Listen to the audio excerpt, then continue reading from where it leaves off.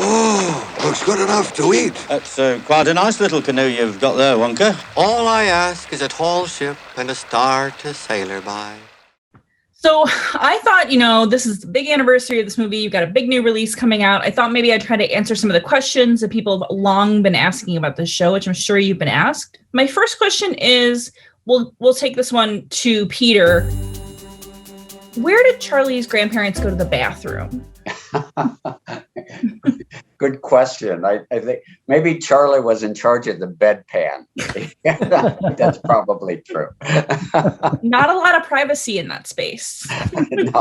No.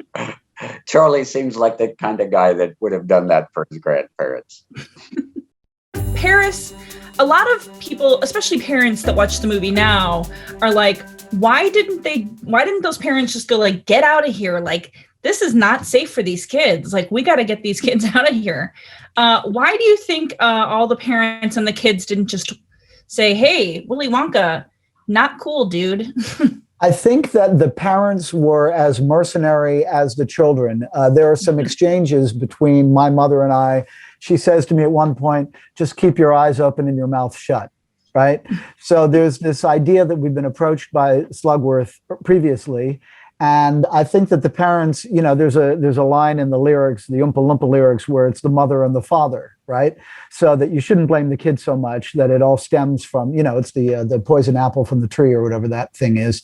So I think that they're in it together. They're in cahoots together to con Mr. Wonka and take his product and send it over to Slugworth. So I think that taking me out of the factory is the last thing that certainly my mother would have wanted to do, because I was a means to an end for her. The parents and the children were co-conspirators. Yeah.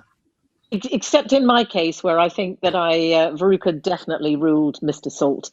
And if he'd said, we're leaving, she would have had a real hissy fit and a tantrum. So, that was different. Sam Beauregard actually does say, hey, Wonka, we've got to get out of here. And he says, oh, you have to go forwards in order to get out or something. So he's the only one that maybe had a little glimmer of sense in him, the used car salesman.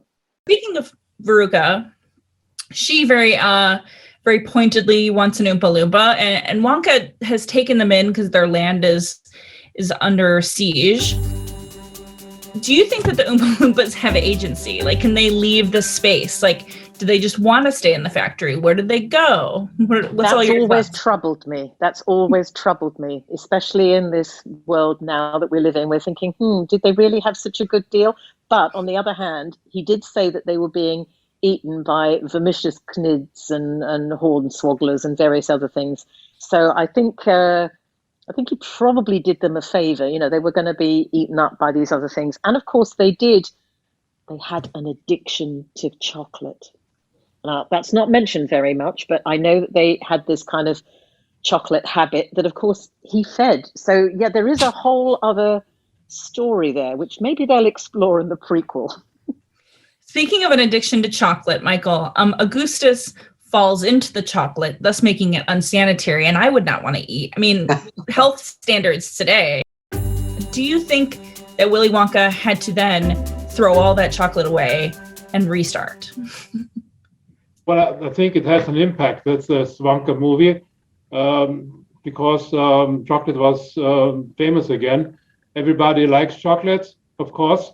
But, and of course, you also have to be careful not to eat too much.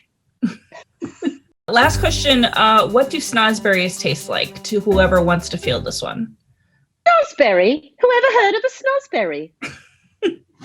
Ask us instead what the wallpaper tasted like. Peter? Right. The wallpaper tasted like wallpaper, unfortunately. Come with me, and you'll be in a world of pure imagination. Take a look, and you'll see into your imagination.